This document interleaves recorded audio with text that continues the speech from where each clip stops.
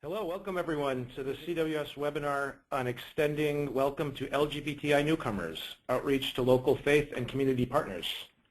My name is Andrew Fuse, and I work with the CWS Immigration and Refugee Program in our New York office. I'm very pleased that you can join us today. I'm not sure if you're aware, today is International Migrants Day, and I can't think of a better way to spend the day than discussing this important issue. Before we get going, we just have a couple pieces of housekeeping. For those of you who are joining us via internet, please make sure that you're set to mic and speakers. That should allow you to listen via internet from your computer. Or if you're participating by phone, please click on the button marked telephone, and that should give you the audio code and PIN number that you'll need to listen in by phone. You'll see there's an orange arrow at the top right hand of your screen. This arrow, that should allow you to maximize and minimize the GoToWebinar chat box panel. There will be an opportunity for question and answer and discussion towards the end of the webinar. You can type questions or comments into the chat box shown here, and we'll read them out loud during the Q&A portion of the webinar.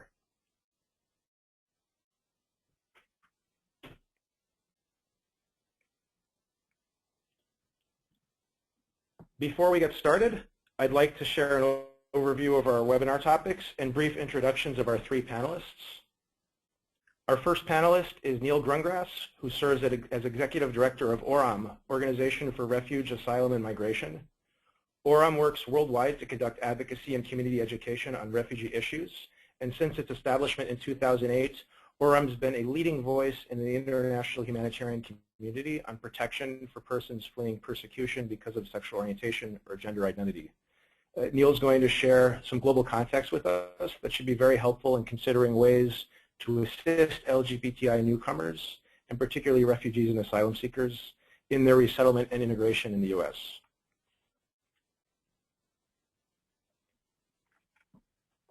Our second panelist is Reverend Israel Alvaran, who serves as a regional organizer with Reconciling Ministries Network, RMN. RMN is a growing movement of United Methodist individuals, congregations, campus ministries, and other groups working for the full participation of all people in the United Methodist Church. And Reverend Alvaran will be sharing experiences from RMN's work and from his work in creating LGBTI inclusive faith spaces. Our third panelist is Mabel Hernandez, Deputy Director of the CWS Miami office. Mabel has been leading CWS's efforts in South Florida to build and strengthen relationships across LGBT community groups, refugee and immigrant service providers, and local faith community partners. And she'll be sharing some lessons from this experience. I'm also pleased that we have a very special bonus guest speaker that we're going to introduce at the end of the three panel presentations. Marco Quiroga, National Field Officer from Immigration Equality, who's going to share a brief update with us on the campaign to have LGBT inclusive provisions in administrative action on immigration reform. And finally, I'm excited that we have participants coming from local refugee resettlement offices, including from the CWS network and other resettlement agency networks. We have participants coming from local faith groups, national faith networks that are committed to LGBTI inclusive faith space.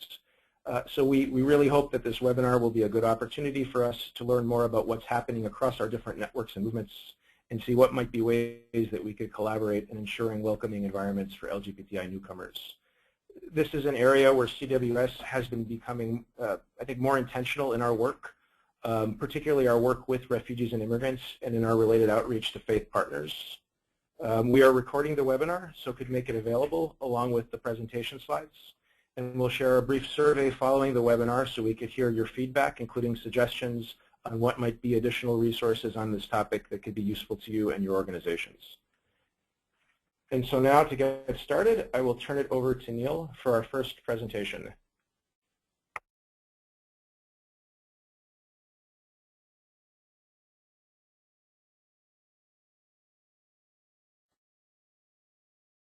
Hi everyone, good afternoon. I want to start with something that's not on my official PowerPoint presentation, and it's a story of something that just happened last week. We were assisting a gay man for 2 years who was desperate desperately trying to get out of the country that he was in transit in and get resettled. And just last week he arrived in the U.S. And we were desperately looking for a place for him to live, because housing is the most daunting issue when it comes to free cases in general, but LGBT cases in particular.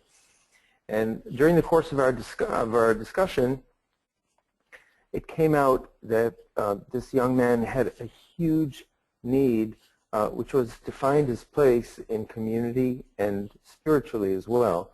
And this young man had come from a family which was very religious and which had rejected him. In fact, his mother had tried to poison him at a certain point. And he rejected Christianity completely when that happened. And he thought he wasn't welcome in the church. He thought he wasn't welcome in the movement. He thought he was dirty. And he was right for where he came from, because the church had also rejected him. And we managed in the last minute to match him up with a reverend and the church who actually took him in just a few days before his resettlement. And I have to tell you, he was just the most fulfilled man in the world to find out that there's actually a congregation that would take him in and would give him a second chance. So this is by way of telling you that there's a lot that particularly faith-based organizations can offer these incoming refugees. It can offer them a new start, and congregations can also learn about themselves by assisting these very, very vulnerable people who managed to arrive in the U.S. Okay, give you a brief overview of what kind of conditions people are escaping from globally. So as you probably know, there are 80 countries that criminalize same-sex relations, which are consensual. That number is going up right now, and people are desperately running away from many of the countries that are developing this legislation, jumping on the bandwagon. There are today 8 jurisdictions that apply the death penalty for same-sex acts. There are dozens more countries where you can be abused by private actors. And what's very different about these refugees from most other refugees is that the primary perpetrators of the violence in these cases is often the family and the community, as in the case I was just telling you about. So whereas normally you'd have a refugee who's coming into the U.S. with their family and is joining loved ones, and for whom the story on immigration, on resettlement, is a happy one, or at least one that's not so fearful, you get people who are actually not running away with their families, they're running away from their families many times. And many times they've cut off all contact, or their families have cut off contact. So you need to be very, very careful when you're listening to these stories, when you're interviewing these clients, to find out what it is that they were leaving and what it is that they're coming to, because there may be injuries that go much, much deeper than just the persecution. There may be an injury that comes from being rejected by your parents, and that is an internal injury that takes a lifetime to overcome. Now let's take a look at the legal situation. This is the easy part. You see here a map that was put out by ILGA, the International Lesbian and Gay Association, and it shows you the countries of the world where same-sex relations are criminalized, or where same-sex couples have marital rights, that's the dark green, or some sort of union rights, which is the light green, and so on and so forth. The U.S. map is light green. It's from a couple of years ago. As you know, the U.S. actually now has same-sex marriage in many more states. But what's important to note about this map, and anytime somebody tells you that persecution is where same-sex relations is criminalized, is that that is really not necessarily the case. There are countries where people can be penalized for being who they are, even if there's no law in the books. And there are countries where there are law in the books that actually aren't enforced. Because remember, again, that most of the persecution and most of the abuse happens by family and by non-state actors. So again, to find out what kind of background the person comes from, the refugee comes from, you really need to sit down and talk to them and get the story out of them not just assume that if they come from a place that criminalizes same-sex relations, they've been abused because of that. Many times the abuse is because of the way they act, or because of the way they speak, or because of the way they walk, the way they talk. The next presentation shows you the number of people who actually get out of these persecutory environments, the number of people who are getting asylum and refugee status today. We estimate that out of a world population of 175 million people who are LGBT and living in persecutory environments, only 2,500 a year worldwide actually get refugee protection somewhere. Only 2,500. The way we presented it here actually lets you see the 2,500. If we presented it to you as a pie chart, you wouldn't even see the sliver who get out alive. Most stay home in hiding. Some don't succeed in hiding. They stay home anyway and they find a way to stay alive. Most know that they won't make the journey if they leave because, again, they don't have family, they don't have community, they don't have anyone to support them along the way. And most are just too struck by years and years of persecution and rejection and marginalization to really have the inner strength to make it through the migration cycle. So very, very few make it out.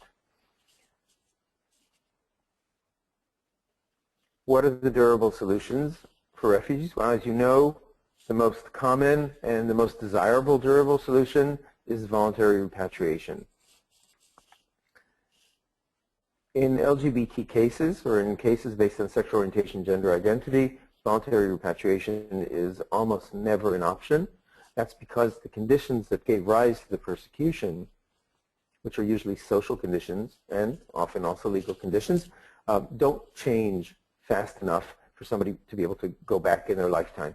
In fact, what we're seeing right now is a turnaround where in a lot of countries conditions are getting worse for LGBT people. The next alternative is local integration. Now again, most of the time we're talking about countries which are hostile to different sexual orientations and gender identities, sometimes very hostile, sometimes as hostile as the country of origin of the refugee.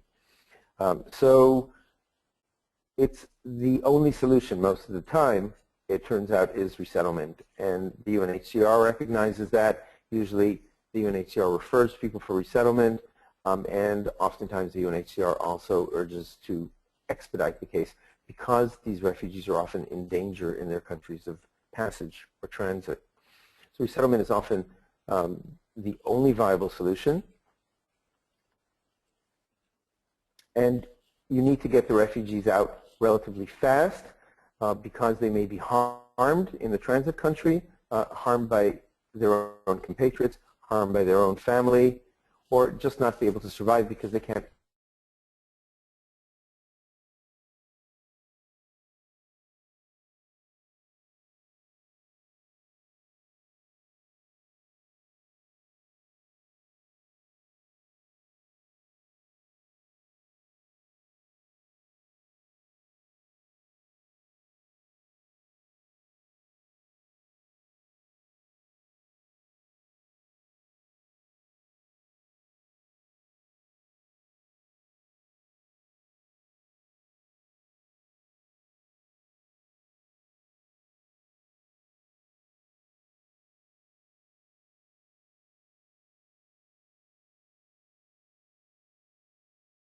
but we need to have a community that has at least a minimum capacity to accept these refugees and to give them a home.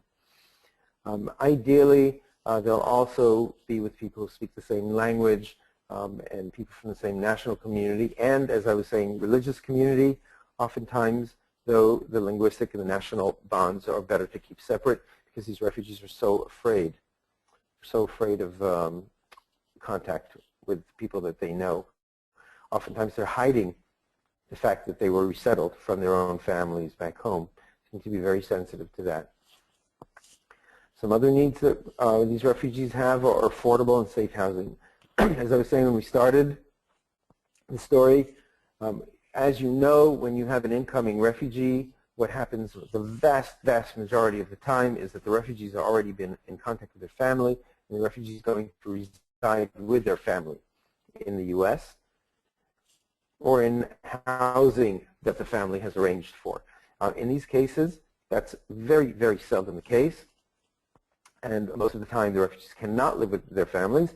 So then you've got to find the person housing on a very limited R&P, on a very limited monthly allotment, and your big challenge is going to be that particularly in the large cities that tend to have LGBT-friendly pockets, places like Manhattan, San Francisco, Miami Beach, those places tend to be very expensive. And so you have these two competing interests. Which is a safe and affordable place for the person to live, which is a place which will have some semblance of an accepting community, and a place where the refugee can also thrive and survive. You also want to be very attentive to the state and the local laws regarding sexual orientation, gender identity, and that is particularly important in cases of transgender individuals. Trans individuals have a very, very high unemployment rate and also suffer a very high violence rate. You need to make sure that the place where you're resettling the person has laws that protect trans people and that don't allow discrimination. If you're in a place that actually has rampant discrimination against LGBT people or trans people, then you're really setting up an environment where the refugee can't succeed. And this refugee in particular is going to be critically dependent on employment and the social environment to actually thrive and to get out of what they've just undergone. So as we said, we need protection from employment discrimination. Let's look at some other important issues. I think I'm finished with my presentation. When we're resettling, it's also critically important to know who the refugee has migrated with and who's left behind in the country of origin and the country of transit. Very often, we don't look to check that because our forms often don't have check boxes for same-sex relationships or gender nonconforming individuals. So in other words, when the refugee is immigrating, you often don't know if they have a partner or if they had a partner back home because they had no place to complete that information on the form. So if an individual is LGBTI, or if you think they may be LGBTI, what you want to do is to form an environment where they're actually able to come out to you and to give you that information. We had a case a couple of years ago that I will never forget of a young man who arrived in San Francisco by himself, and he had been through hell and back. And he was very happy to arrive in San Francisco, and he came to us for advice on how to get his partner to the U.S. It turned out that he had been living with his unmarried partner in his country of transit. Of course, that country didn't allow same-sex marriage. He immigrated by himself, and he thought that after arriving in the U.S. he would arrange his status.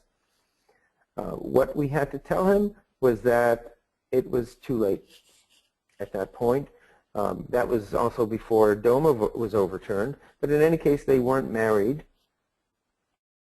and there was really no way that he could bring his partner with him as a dependent or in any other way, and that they were separated.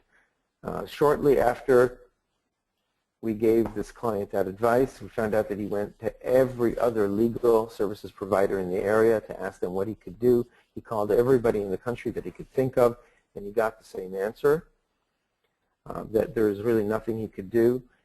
And what he ended up doing was getting on a plane and leaving the U.S. with no refugee travel document, going to the country of transit, and losing his refugee status. And he's still there. I haven't heard from him in a year, so I don't really need, I can't tell you if he's alive anymore or what happened to him. Perhaps he was sent back to his country of origin. But when someone is in a relationship, that relationship, especially if it's the only person they have in the world, is critically, critically important to them. And we need to do everything possible to make sure that the refugees who have partners are immigrating with their partners, or that they know the consequences of what they're doing. So Neil, thanks. I think we're coming about to the end of your slot. Do you have any final thoughts on the broad context for us? Most important thing I can tell you is community, community, community. Help the refugee recreate their community. Give them a supportive, safe environment to immigrate into, and you'll see that they can flourish. Great, thanks, Neil. I think you've raised some really important points for us to consider, and I think certainly the emphasis you've shared on the importance of building community for people when they get to the U.S. Is really at the heart of what we're exploring here today. So thank you. I know we'll have a chance to ask questions to Neil and the other panelists at the end. So please just, if you have thoughts, questions, keep writing them into the chat box, and we'll share them once we get to the Q&A portion. We're now going to turn the floor over to Reverend Israel Alvaran from Reconciling Ministry Networks. I'm just going to pull up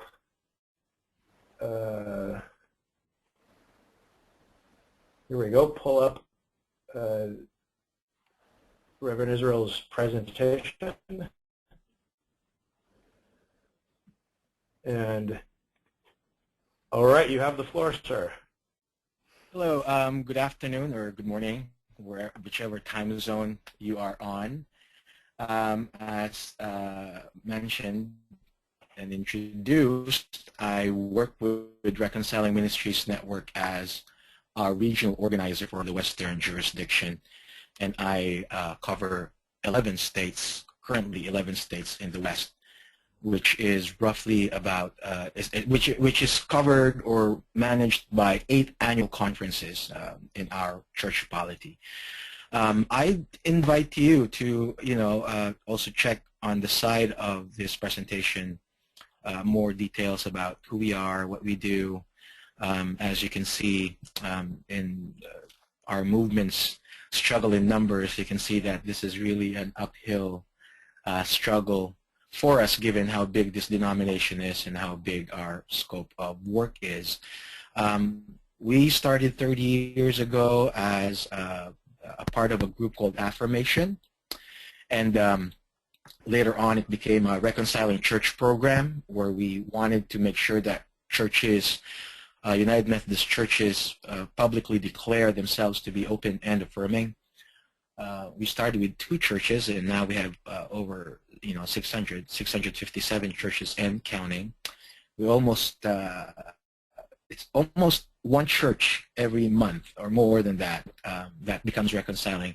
So it's always going up and never going down unless a church closes. Our mission is pretty simple. We want full inclusion of all people, regardless of sexual orientation and gender identities, in the life of the United Methodist Church. And this is important for us to say because currently, under the laws of the United Methodist Church, the LGBTQ community is the only community that is discriminated upon in our church, where we cannot bless their unions or marriages, not in our churches and not by pastors. We also, as a church, do not allow the ordination of self-avowed and practicing homosexuals. The church language says that homosexuality is incompatible with Christian teaching. So just to give you a background of where we're coming from and how this, this challenge of doing the work that you all are doing is something that we also are trying our best to live into and also do as a movement. Our commitments and the processes, some things that we value in our work, we adopted a statement on intersectional justice and our commitment to that, believing that we want to apply an intersectional lens, and I said there in our statement, to focus on precise points of convergence. We're looking at those in-between spaces, which is what being queer is really about. And I forgot to mention that I'm a gay clergy in our church. And as such, I am, of course, I could be defrocked, but this is a risk that I am willing to take. And part of that is to really work with different groups that do ministries or programs that touch the lives of LGBTQ people. And I always say that, how can I have a fabulous gay wedding if I do not have a job because I was fired for being gay? You know, you look at those intersections of economic justice, and now we want to welcome immigrants, because as gay, queer people, our bodies, our identities are fluid, they're in migration. And our welcome should also be as such when we meet people who are also crossing borders and boundaries. Hence, we would like to really focus on intersectional justice moving forward. We do our work from the grassroots. We have teams on the ground organized in every church that is reconciling. You really cannot be a reconciling church unless you have a team that started that process. So it's really organic to the process that it be grassroots. And that one commitment of reconciling churches is to advocate for changes not just in church language, but in laws, in ordinances, in policies, public policies that discriminate against LGBTQ people and all peoples. We are also raising awareness through education and witness. That's something that we do.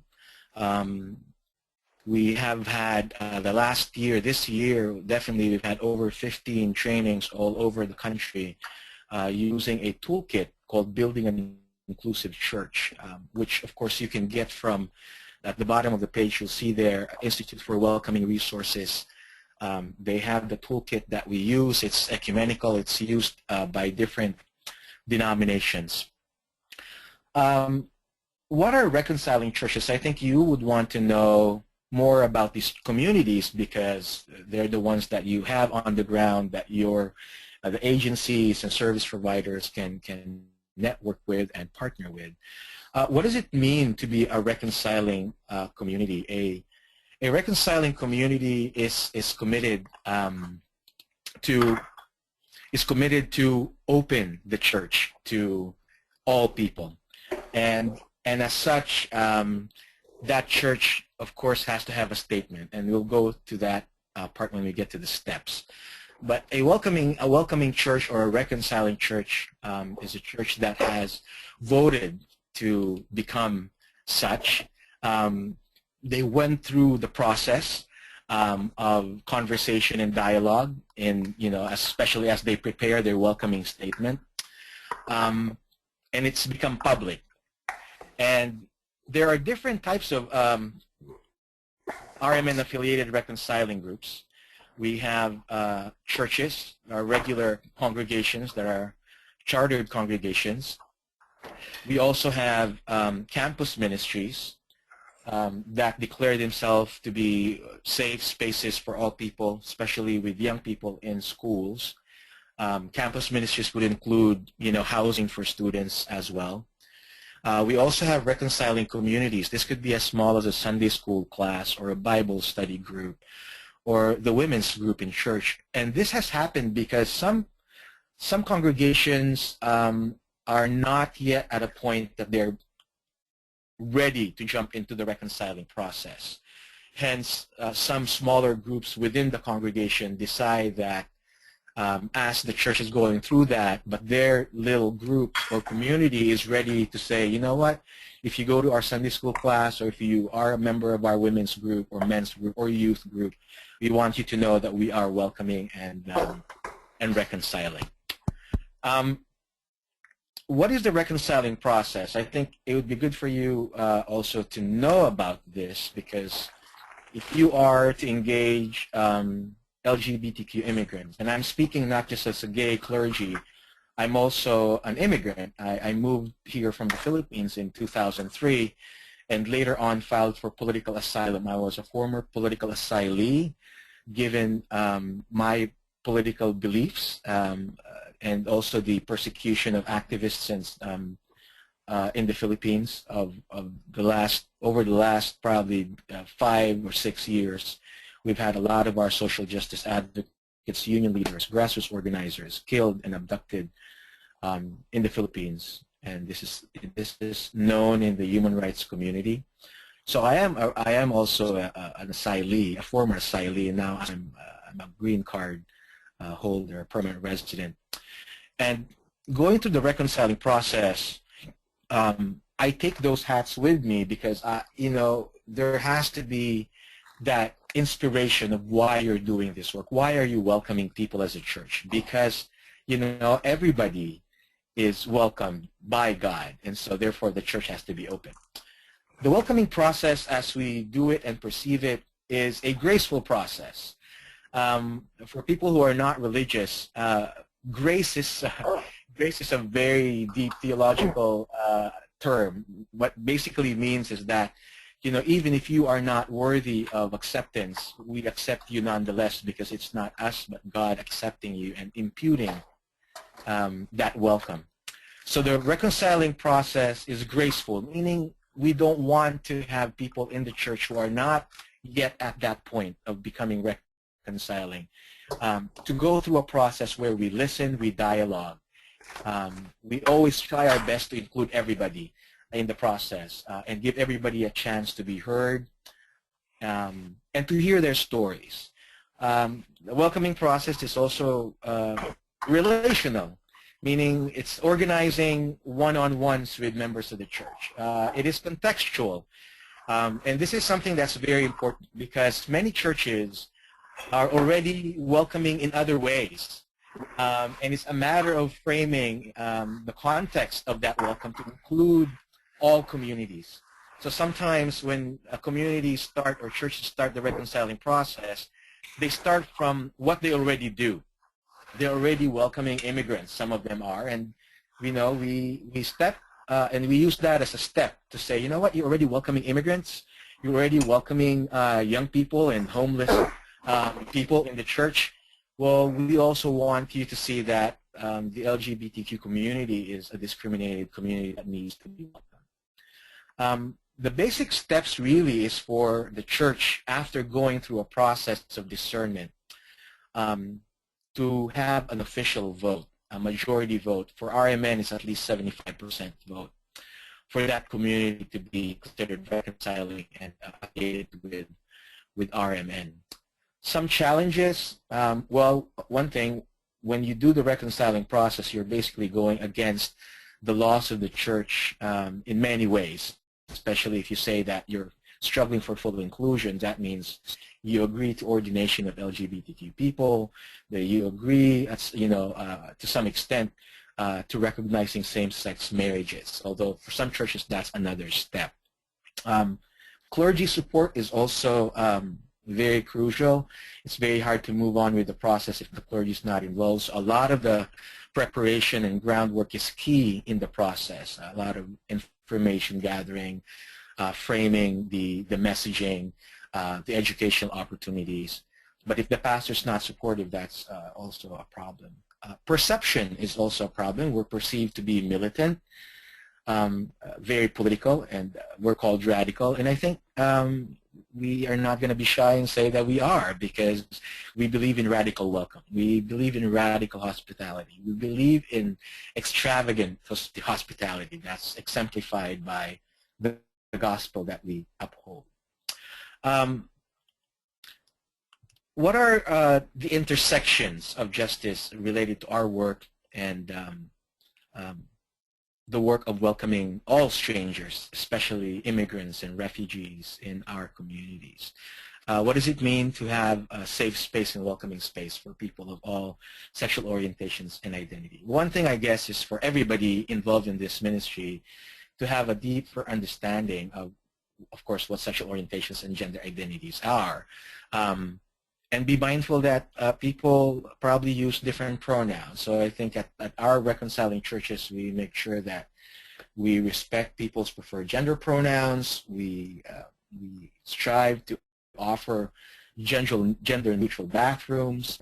And I think this is important for those who are housing or resettling immigrants and refugees, LGBTQ refugees, especially transgender refugees. Be mindful that having a gender-neutral bathroom is something that's, for us, maybe not a big issue for people, but for trans people and gender non-conforming individuals, having that as an option to actually go to gender-neutral bathroom is a sign of hospitality. We also, and I don't want to lose time, so I want us to think of ways that we can work together. In engaging reconciling communities of faith, a lot, and I have some examples. One church in Chicago is at the forefront. Broad Street United Methodist Church is at the forefront together with a coalition of churches, of welcoming congregations in Chicago, where RMN is based. They have a program of supporting refugees, helping them with the basic needs of housing, like halfway houses, and also food and basic necessities that they need as they transition. Other congregations where they're in populations where a lot of folks are non-English speaking, they are immigrants, and some of them are, maybe majority of them are undocumented. They offer ESL classes. In places where you might not find a reconciling community, but we have a lot of churches that do offer support for immigrants and refugees already. We have churches that were part of the sanctuary movement. One church is Dumbarton United Methodist Church, traditionally African American in Washington, D.C., and they were part of the sanctuary movement. And even today, there are churches that are sanctuary churches. Some of them are reconciling churches, some of them are not. But I think what is key when you engage and partner with churches that are not reconciling, and you are coming in as an LGBTQ-friendly nonprofit or organization or advocacy group, it would be good for you to make known to them in more than subtle ways that you are an LGBTQ affirming group, because that might be a problem. But your role really is to raise awareness in that church and say that, you know what, you love immigrants, and we're very glad that you have programs supporting immigrants. We're happy that you have this vision of welcoming the stranger in your midst. But let us tell you that, and we just heard earlier, there are 80 countries where, you know, it's criminal to be queer. There are over 29 or 30 states in the U.S. where you could be fired or ejected from your housing for being gay. And we have people who are looking for a home, a safe space. And that might just spur them to do that as well, to open up their work to LGBTQ affirmation. How will you find us? I listed places where you can find churches and communities. Of course, RMN has the National Registry of Churches. We have 657 churches currently nationwide. We do not have churches yet outside the United States, but that would be good, especially if we have refugees who are still in their home countries. And if we have churches back, you know, in their home countries that are welcoming, that could be a safe space as they transition from their place of residence to the United States as refugees.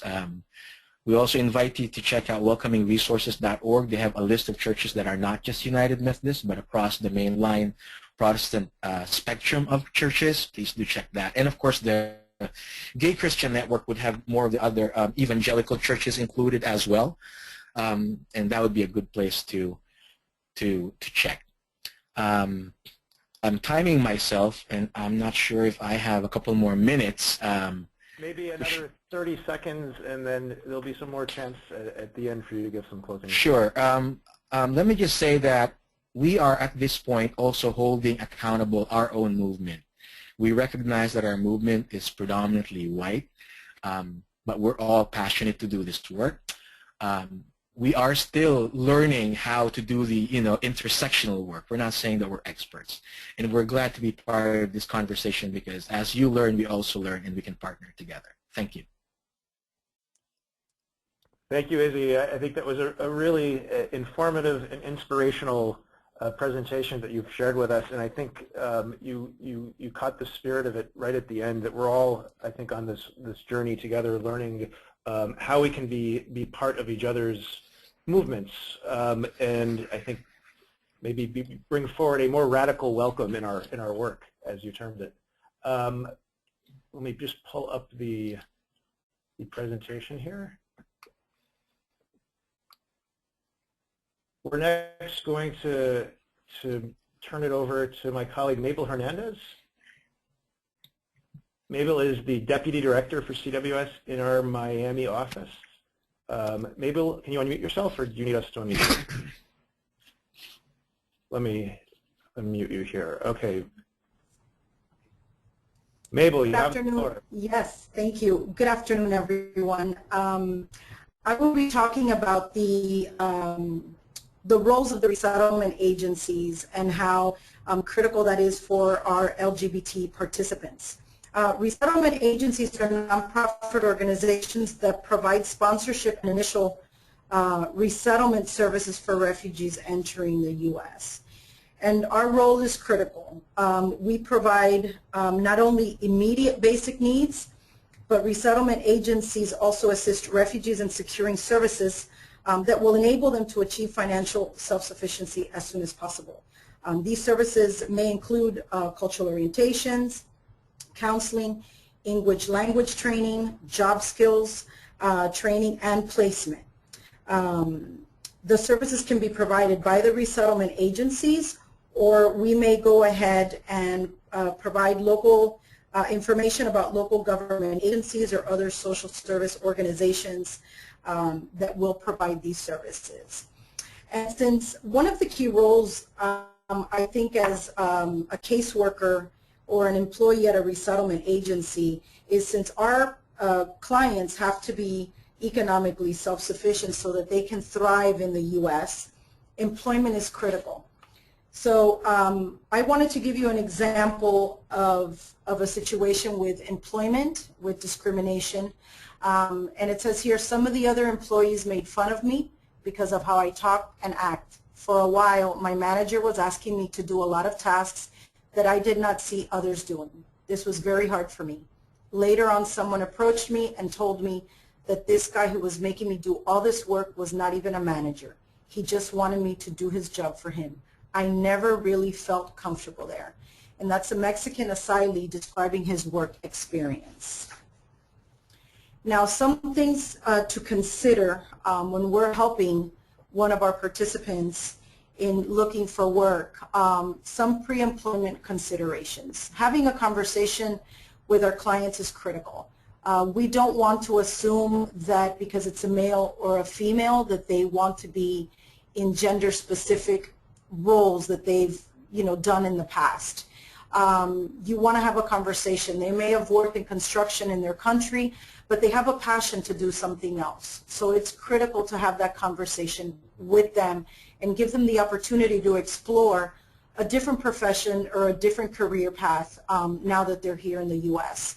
You also want to investigate policies regarding sexual harassment or discrimination, just in general, and if they've had any issues with discrimination with LGBT participants. For example, our employment program here, they have a bank of employers that they use, and they have a very good rapport with them. So cultivating those partnerships that you already have, or cultivating the partnerships that you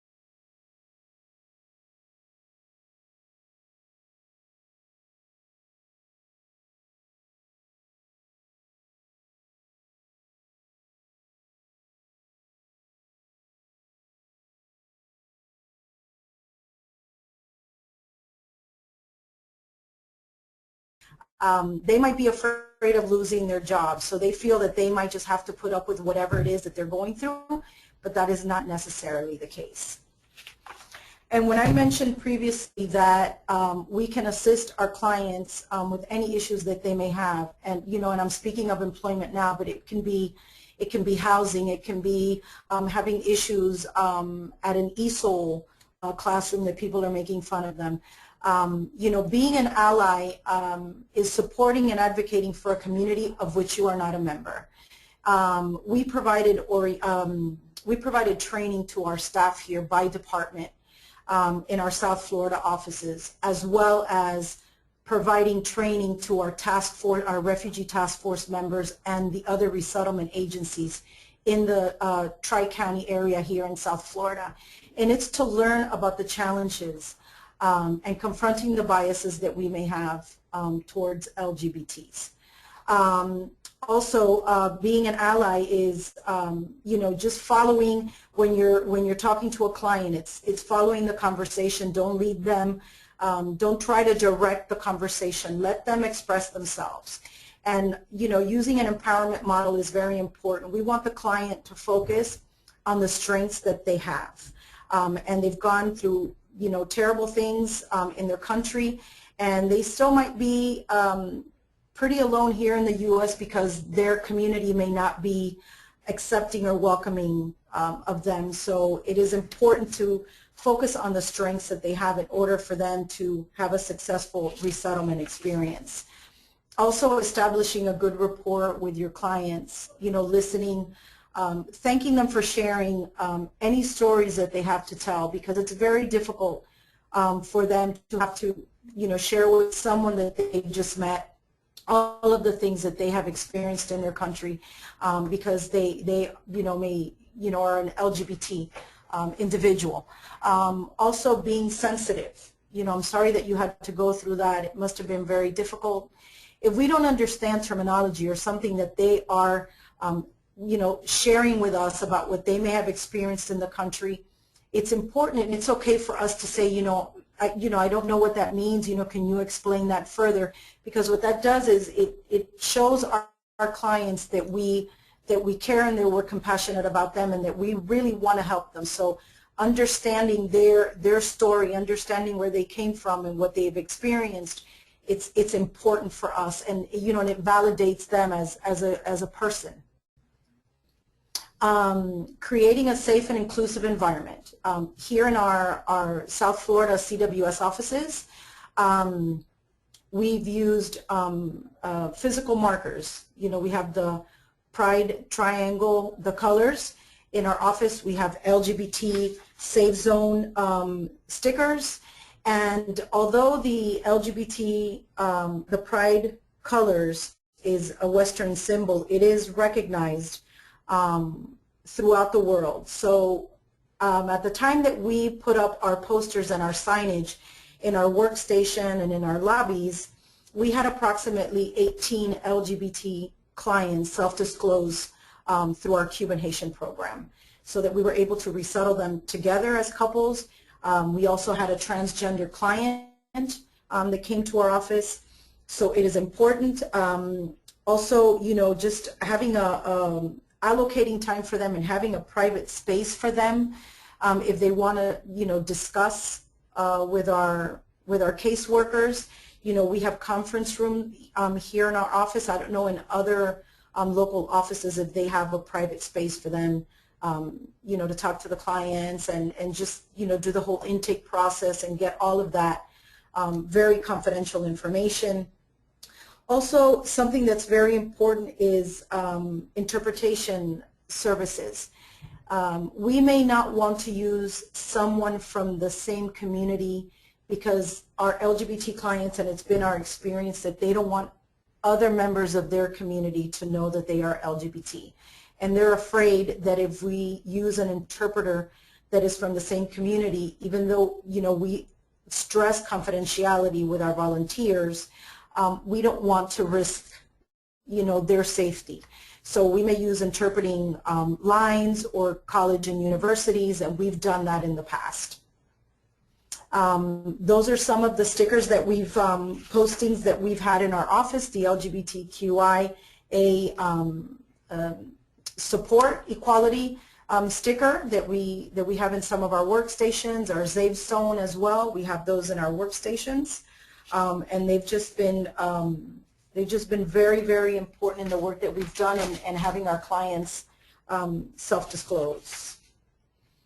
Now, faith-based support is very important for the work that CWS does. And for us here in Miami, where did we start?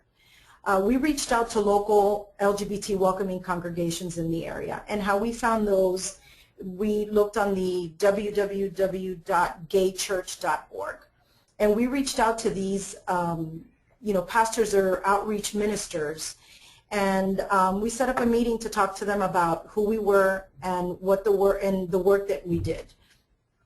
And we shared with them why it was so important that we have this initiative in our office, and that LGBT clients many times were not able to worship in their country, and it's something that's very important to them. So we wanted to establish these relationships, not only for them to be able to worship at these churches, but also to have a community support for them. We've invited church leadership to our office, and they've seen the work that we do, the amount of clients that we serve. They've received presentations on the different programs and what each program does specifically here in our South Florida office. For example, legal program, our employment program through Match Grant, so on and so forth. So it's critical to get that rapport with the churches and strengthen the relationships by providing support for each other. We attend programs at their churches or activities at their churches. We disseminate information about services that we provide here in our offices. And also we participate in events that they have, and we provide just support. So we keep those lines of communication open. Okay. Also, something that was very important for us was finding community support from LGBT community agencies in the area.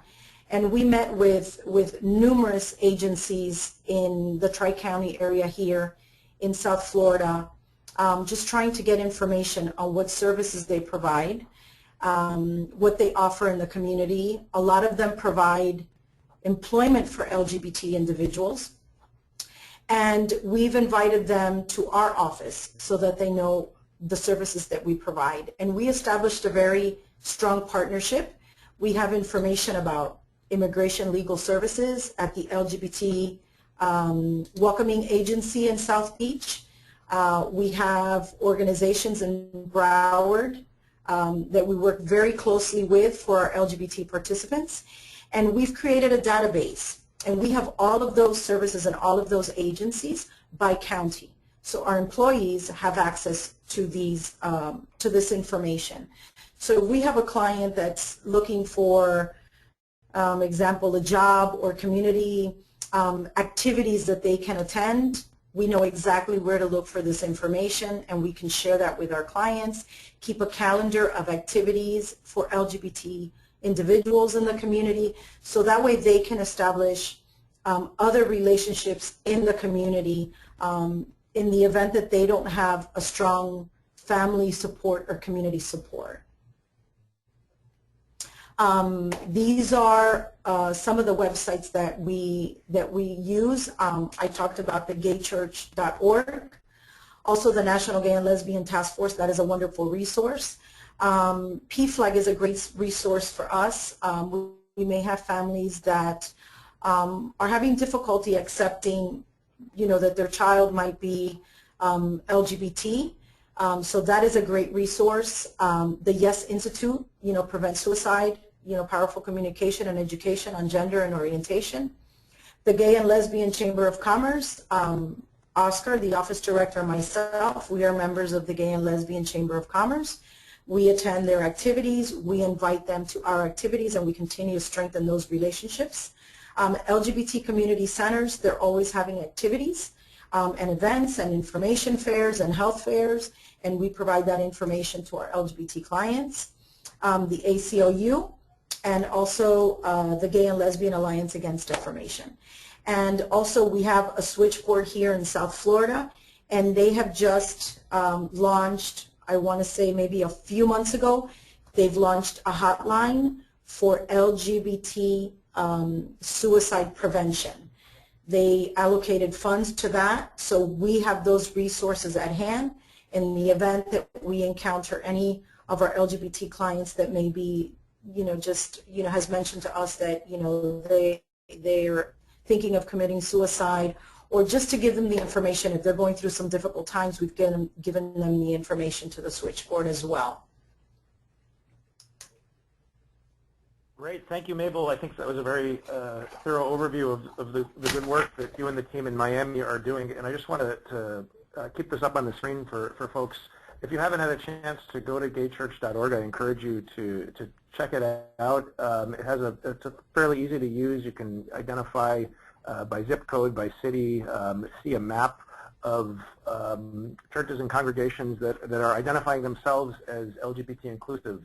And are looking to reach out to find other allies, other partners, other people to walk this journey with them, I think.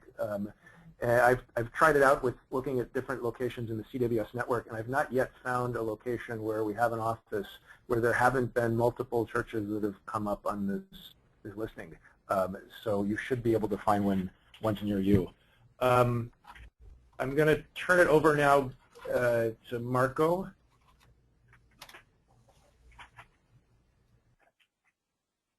Can you hear me? Marco, can you hear us? Yes, I can. Great, thanks. Marco, as I mentioned at the beginning, is a field director with Immigration Equality. Immigration Equality is I think, one of the leading voices in the U.S. At looking at immigration and LGBT-related policies and ensuring that each are as inclusive as possible. So, Marco, I'll turn it to you for a quick update from the policy world. Yeah, absolutely. And I don't want to take up too much time because I know we want to get some questions and answers. But my name is Marco, and I'm the National Field Officer for Immigration Equality. And essentially my work really entails me working in coalition in concert with a number of organizations, LGBT and immigration stakeholders, on the changing and advocating for the changes to practices and policies that negatively impact our LGBT immigrant community. And so a little bit about myself. I'm gay and I'm undocumented, and I'm also part of a mixed status family. So my oldest brother, he's a citizen. My older sister, she's DACA recipient. I was lucky enough to qualify for DACA as well. My mom, she's currently undocumented, and my little brother was separated from our family 9 years ago. My little brother, he happens to be gay as well, and he was sent back to Peru, where he lives as a gay, where he lived as a gay youth, and now still struggling with a lot of the persecution or the kind of harassment that the LGBT community faces there. And so this issue is really important to me. It's really personal to me, and that's why it's a work that I do, but work that I try to highlight to a lot of individuals. And I thank everyone who's on this call and their dedication to this community, because it's so necessary. And so Immigration Equality is the nation's largest free pro bono legal service provider for LGBT asylum seekers in the country. We provide a free legal representation to LGBT individuals from places from Uganda, Nigeria, Honduras, Mexico, Russia, all over the world. Last year alone, we got 7,000 calls for help. 5,000 of those were domestically here in the United States, and 2,000, I should say, of those were abroad from all over the world. Individuals asking, what can I do to get out of this horrible situation that I'm currently living in? And so the circumstances that, in the beginning of this conversation, that, things are getting, the concept that things are getting better here in the United States, that things get better, that may be true, but internationally, in a global scale, we're seeing really bad escalation of violence and homophobic and transphobic abuse occurring across the world. So it's really important work. We also are the nation's largest service provider for LGBT individuals trapped in immigration detention. Many of them asylum seekers who have fled persecution are currently being imprisoned and trapped in these dysfunctional and really inhumane detention centers. We all collect calls from detention centers, so we're the ones that people call us when they're put in detention, and this is particularly a really dangerous system because for our community members, there's been an escalation of increase that we've seen in abuse, rapes, and the use of solitary confinement that is both morally not good for our community. It's psychologically, physiologically, emotionally damaging to our community members. And so the work that we were doing for this past year really focused in on the decision makers that had the power to change these practices that really negatively impact our community. And that included decision makers in Congress to provide us with a accessible asylum system for the individuals who really deserve this relief from these 80-plus countries that criminalize our community and the many more where it's fundamentally unsafe to be LGBT. And to the administration, to President Obama, we were one of the first national organizations to call on the president to end deportations and issue an executive action on immigration so that he could curb deportations of our community members. Because our message was to the administration that deportation can be a death sentence for our community, and that's just based off the stories that we know from our clients, from the individuals we represent. And so we've had a lot of, we made a lot of progress in building coalitions to pressure the administration, and we came to a moment where the president did announce an executive order on immigration, and we welcome the impact of the President Obama's executive order on immigration, which will give millions of undocumented individuals and families who have waited in the shadows for too long an opportunity to come out and fully be empowered. And that for instance, includes families like mine, mixed LGBT families like mine, my mom, because my oldest brother is a citizen, would be possibly eligible for deferred action for parenthood accountability. And so that's, it's a step in the right direction. It's one of many steps we need, however. It would include up to 30,000 LGBT undocumented individuals who arrived here as youth, because the president also expanded DACA. Before there was an age cap of you had to arrive before the age of 31, and now there's no age cap, so you just had to arrive before you're the age of 16. So about 30,000 LGBT youths at arrival would be eligible for this new program as well. However, we are really concerned that so many of the 267,000 undocumented LGBT adults were excluded from this opportunity for relief, because U.S. law has long refused to recognize LGBT families, including chosen families, for the chosen families based on those who have been rejected and thrown out of their homes, an experience we know is really real in our community, especially for asylum seekers who flee persecution and sometimes flee the same persecution that they experience in their own home. They come here alone, they come here seeking help, and they come here not being able to integrate as fully as other individuals. The administrative action that President Obama announced required formal familial ties to a U.S. citizen or legal permanent resident child. So the parents of a LPR child or USC child would be eligible, but this would exclude LGBT immigrants from accessing this critical relief from detention and deportation because of the narrow view of what a family is and because it's so just restricted to families. Right now we're really concerned that the administration also chose to ramp up enforcement through this executive order. Tens of thousands more Border Patrol will be hired off of this executive order, which means that more individuals are going to be apprehended, and those individuals are going to be the individuals who were excluded, which means that 267,000 LGBT immigrants in our country who are undocumented are now at a greater risk of being detained and deported. And as I explained, detention, it's as dysfunctional it is, as inhumane it is, there shouldn't be no LGBT person in detention, and deportation is just inherently too dangerous for our community. And so we know what the solutions are. The President also issued a memo around prosecutorial discretion. And the prosecutorial discretion is currently not inclusive.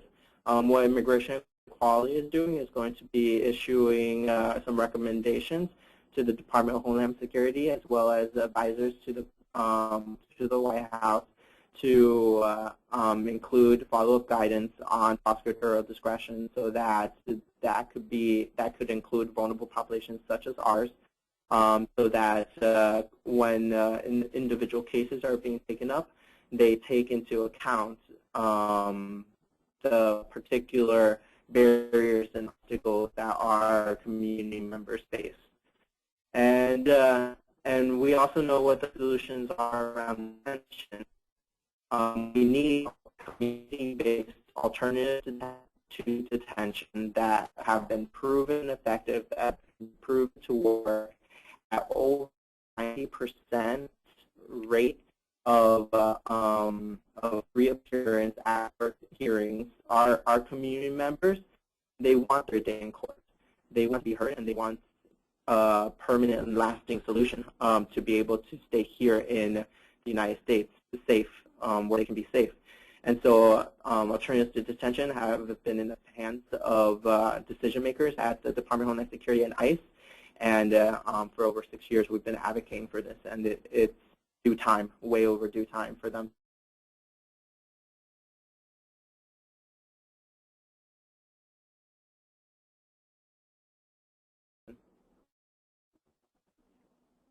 Marco, thanks so much. I think this is a really timely and important update for us on what's happening with policy developments, particularly around administrative action. And I think for those of you on the call, we'll be able to follow up with you, or you can reach out to CWS to find more ways that you or your local organizations could become involved.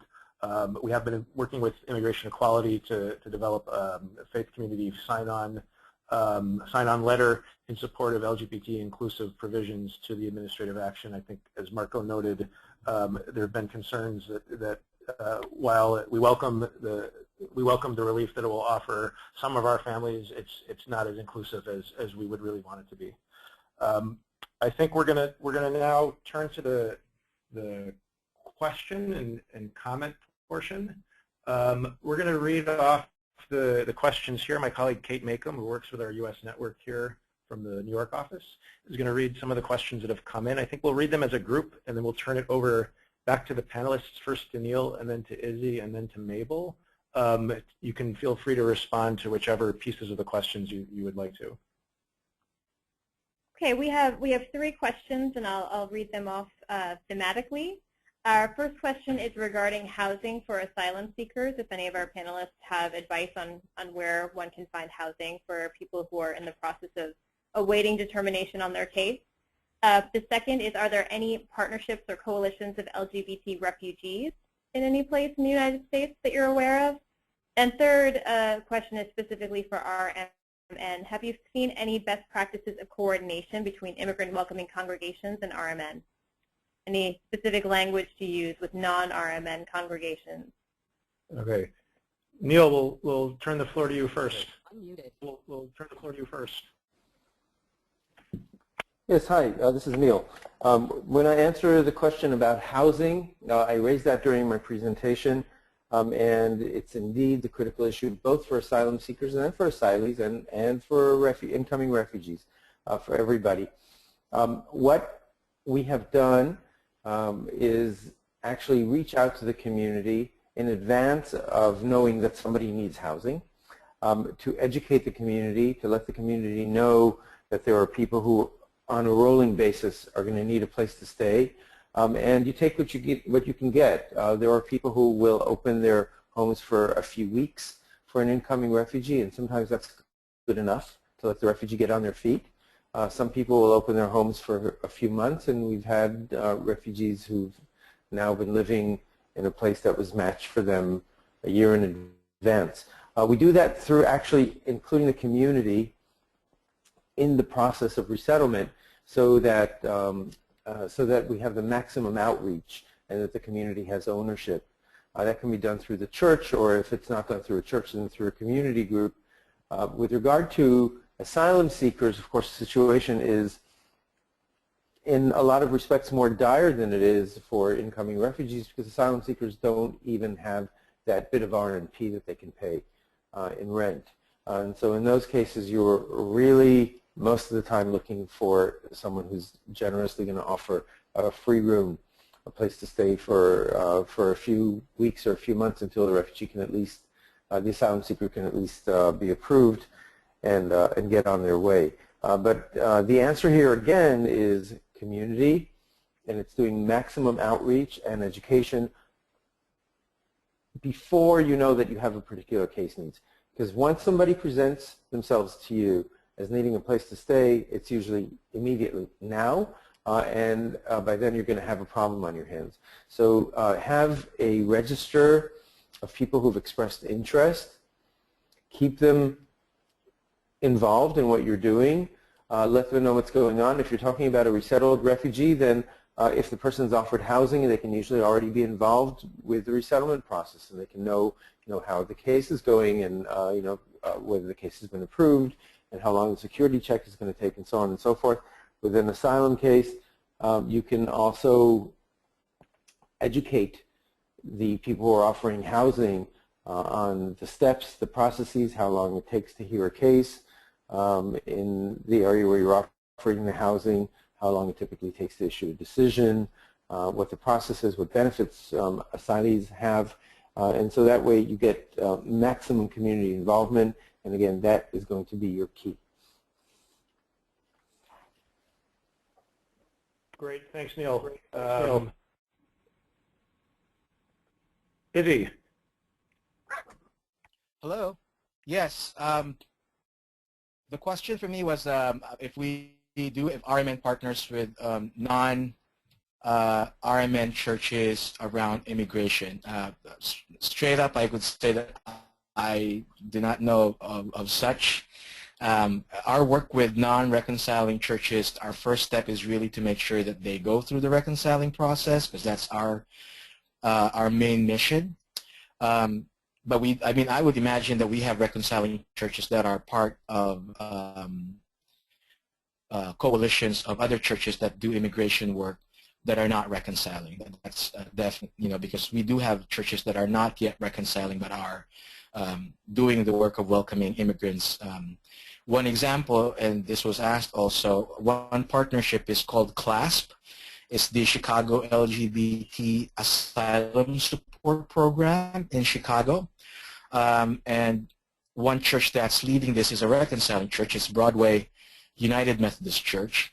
The pastor currently is Reverend Lois McCullen Parr, P-A-R-R. So if you check their website, BroadwayChurchChicago.com, you can contact them and see services that they offer. But their flyer, the flyer that's sent out to members of the coalition, seeks social support and fellowship for LGBTQ asylum seekers, for them to feel welcome and learn about living in Chicago. They are asking for volunteers to help with mentorship opportunities with LGBTQ asylum seekers. They're looking for churches and members of those congregations that have one or more furnished bedrooms in their houses, apartments, or church property that they can commit for at least 6 months. And donations, of course, to support housing, food, local transportation. So this is one church that partners with Chicago LGBTQ Immigrant Rights Coalition, the National Immigrant Justice Center, and local groups. So if there's somebody here from Chicago, you probably know this group more than I do, because I'm based in San Francisco. One church in Portland has space for homeless folks, but they don't have enough space, but they have children's programs for the community. So they turn part of that, the classrooms, in the evenings for housing.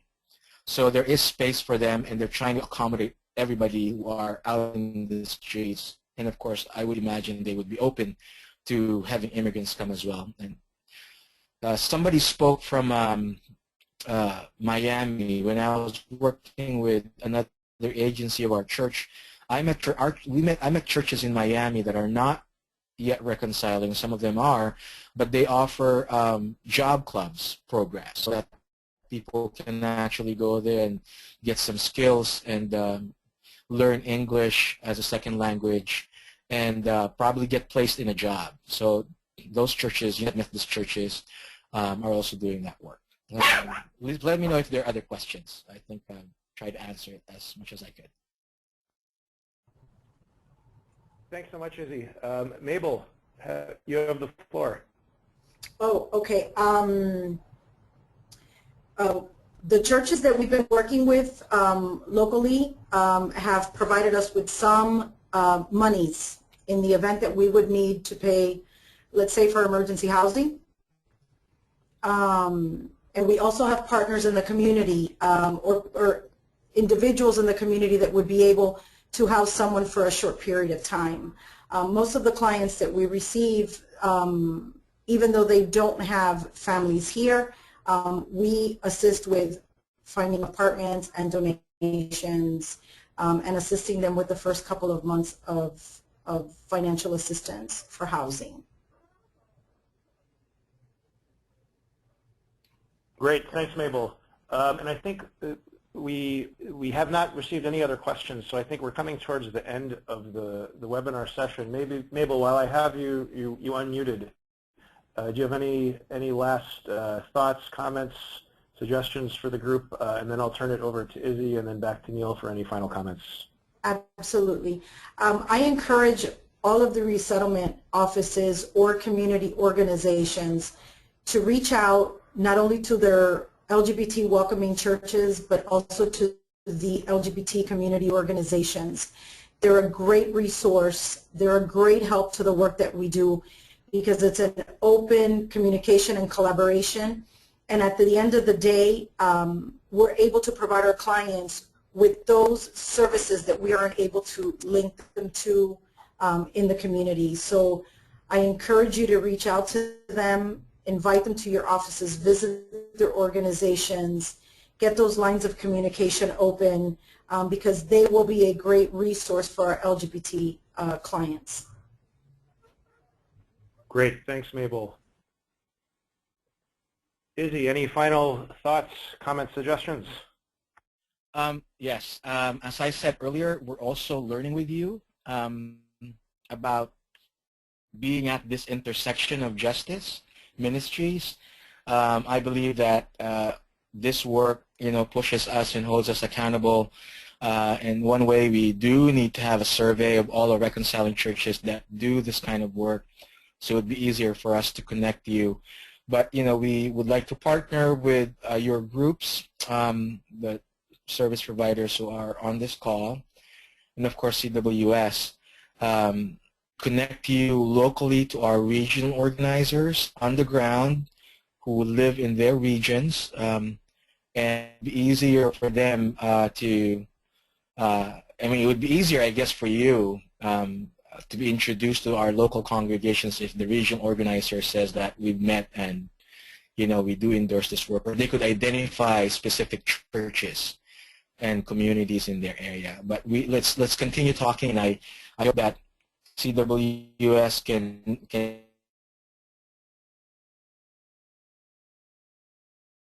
the welcoming churches that want to do work at intersections of immigration and refugee support.